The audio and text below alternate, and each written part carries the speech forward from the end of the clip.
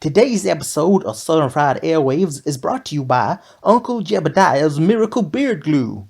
Uncle Jebediah's Miracle Beard Glue. Are you sick of your beard falling off at an inopportune moment? Then don't put up with that jive any longer, bro. With over 4, count 'em, 4 different ingredients, including chicken oil and turkey wax, Uncle Jebediah's Miracle Beard Glue is your #1 go-to cure for instantaneous beard loss. Uncle Jebediah's Miracle Beard Glue. Ask for it by name.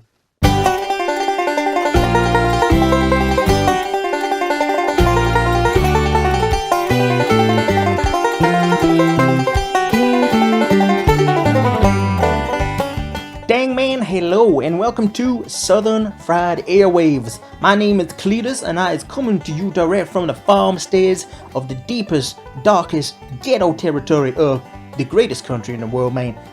Kentucky. That's what we're talking about. Southern Fried Life, man. So for the time being, man, let's get this kicked off, man. We're gonna talk about the news. What's been going on in Kentucky.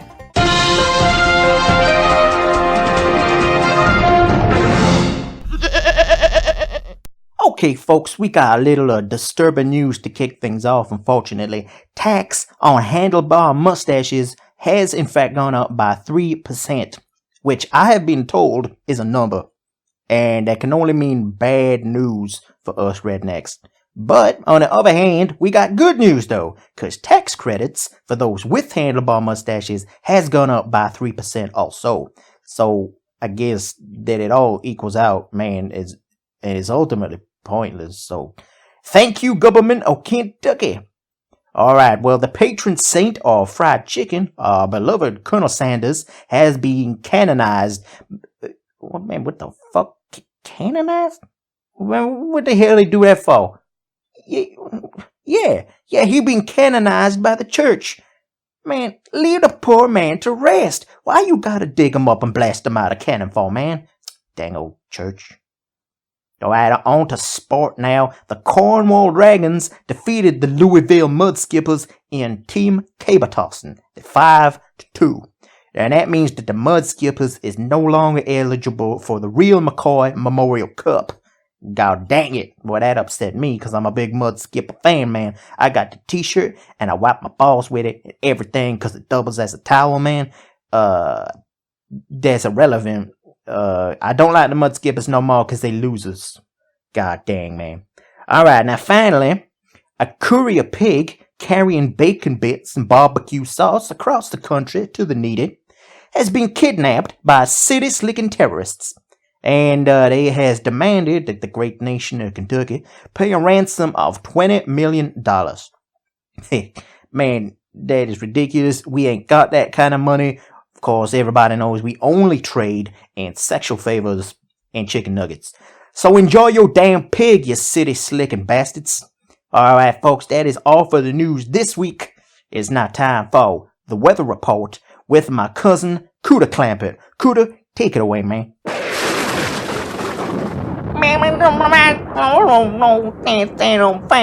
And still flown on rain coming down, and you should know your carrot tree is in a good place, man. I'm so fancy. Raining fish, but the abundance of rain, for windy, but no. But some fly to getting sick of the chickens, man. But it's him turn, and send by this, send all they bad them. I think she farted. Man, dang old Tim. It's a poor damn new man. The weather. Alright, man, thank you, Cooter Clampett. That's my good cousin. And I'm a little upset it's gonna be raining all weekend, but that's okay. That means I can bring my sausage bush inside the barn. It ain't gonna get wet. My sausages, they ain't gonna get damaged. So thank you, Cooter, for the information. Alright, now, folks, man, it is time, of course, to get on to... he ain't even my friend, man. He's just a guy who shows up at my barn and gives me abuse. the Mad Hatter's review. So take it away, you goddamn bastard. Hello, my name is the Mad Hatter, and I am a son of a bitch. And you know why? It is because I have to go and I have to watch stupid programs on TV. I have to watch stupid movies at the cinema. I have to listen to stupid music. It's a real piece of crap. And I have to, of course, review stupid things because the world is full of stupid people, such as yourself, who is listening to this show. My name is the Mad Hatter, and this is the Mad Hatter's Critical Reviews.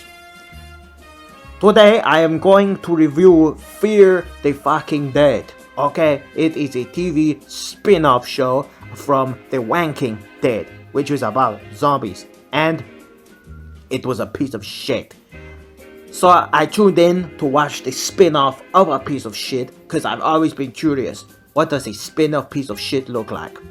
It looks like a piece of shit. It was horrendously bad. I hated it. So, of course, I pulled down my little black slacks and I unleashed a torrent of crap all over the TV screen. Then I pissed all over that to wash it away so I could continue to watch the show. But the show kept being a piece of crap, so I had to crap all over the screen again. This time, I could not be bothered to wash it away because I was all out of piss. So I broke my TV with a hammer. Then I took my TV outside and threw it into the ass of a cow. It broke the cow's ass and it broke the TV, and luckily it stopped me from having to watch that absolute piece of crap show, Fear the Fucking Dead. Look, in the program, for one thing, they don't call them zombies. It's like a bad word. They call them walkers. Guess what I call them? Bastards and wankers. I hate bastards and I hate wankers. And when you put a bastard and a wanker in my TV screen to the point where it makes me want to crap all over the screen and piss all over the screen and break my TV by throwing it into a cow whose ass I break, that pisses me off, and I am a very angry Mad Hatter. So I give this 0 stars for being a bastard show. Do not watch it, cause it's a piece of crap, like I have established already. So back down to you, Redneck, you son of an absolute bitch, Cletus. I hope I don't have to see your face again or I'll cut you and your chicken up with a knife. Now get out of my face before I stab you to death. The Mad Hatter, ladies and gentlemen, the Mad Hatter.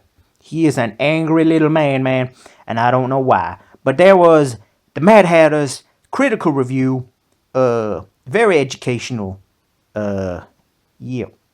Dang, man, it is now time for the Hillbilly sit-down session. We got a very special guest in the studio. This is good old JR himself, Jim Ross. You remember him from the wrestling and he being fat and liking barbecue sauce. He's got a brand new single. It's #1 in the Deep South charts. It's called My Ass. So take it away, Jim Bob. Time has arrived. We are broadcasting raw live from my ass. Boom, boom! I'd rather watch 2 old women slap my ass. Woo! That's as tough as a chunk of my ass. Here comes the biggest ass. The big man is back. Jim Ross, 350 pounds here. Say hello to my ass. Ladies and gentlemen, welcome to the greatest spectacle on earth. My ass. 30 men will enter my ass. You know what I mean. The most important thing to a tag team is my ass. I totally agree with you, JR. Here you go, King. Kiss my ass. I wish you would jump on top of me, JR. It disgusts me to see my ass. My daughter's nursery rhymes are more aggressive than this. I can't help but look at the butt, JR. What? Man, that was musical perfection, if you will. I wouldn't even put barbecue sauce on that because it don't need it. It would spoil it. It's so good. I like the way that it sounds in my ears, and I like the way that it feels in my balls. So thank you, Jim Ross, for your song about my ass. And when I say my ass, I mean your ass. Alright, thank you very much. That was this week's Hillbilly Sit Down Session. Thank you for staying tuned with Southern Fried Airwaves. Man, this has been a great show so far, man. I haven't been this excited since the time I came home to find my chicken and my skunk in a loving embrace, man. This has been fantastic. And it's just gonna get better, because now it is, of course, time for Letters from Afar. And that translates to basically, we's gonna attempt to read some letters sent in by fans from across the world. Now, right here, I've got a letter from a man named Billy Bob from Fellatio Creek, Wyoming. And even though I can't read, I can tell from the pictograms that he's drawed up upon this. Looks and smells like he did it in feces, but we get the gist of it. He is asking, what do I do about the chicken stuck in my drain pipe? Well, man, first of all, you gotta understand that a chicken in your drain pipe is good luck. And why would you ever want to remove the chicken from your drain pipe? It's good luck for your house, if you got one. If you live in a barn, man, like I do, and it's got drainage on it, then you're already lucky. And the fact that you got a chicken in your drain pipe is double lucky. Keep it in there. The only other thing I was going to say about this subject is, man, if you're trying to play some kind of innuendo on me, and by drain pipe you mean butthole, you got a chicken in your butthole, man, that is also a benefit to you, because that thing can pick away at the hard pieces of poo in your ass that otherwise you can't get to. So it is a good thing for a chicken in both a drain pipe and a butt pipe. You leave it in there, man, and not only will it pick away and be lucky, it will eventually die and marinate inside your own juices, and when you crap that thing out, man, eat it. It tastes just like barbecued chicken, man. So that is all good. So there you go, Billy Bob. Thank you for the letter.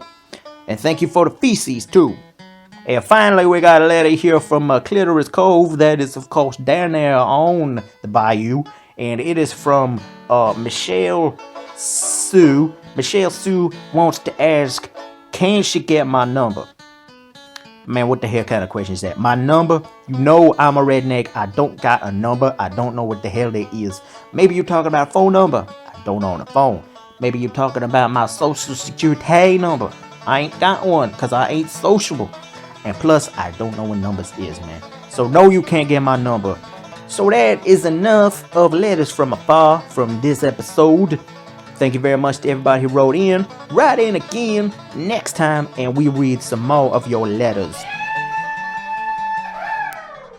There really is a Kentucky Fried Chicken school. Yep, today we're making the Colonel's original recipe. What have you learned? Fresh chicken makes the best chicken. And that we use 11 herbs and spices. Oh, but that's the Colonel's secret. And special pressure cooking. So it's always tender and juicy. Looks like you've learned to make great chicken. Only way to serve our customers right. It's so nice to live, so good about live, so good about Kentucky Fried Chicken. Man, it be my duty as a broadcast journalist, whatever that is, to inform y'all that the previously scheduled celebrity interview is not gonna take place no more, man, because we could not find a celebrity in time.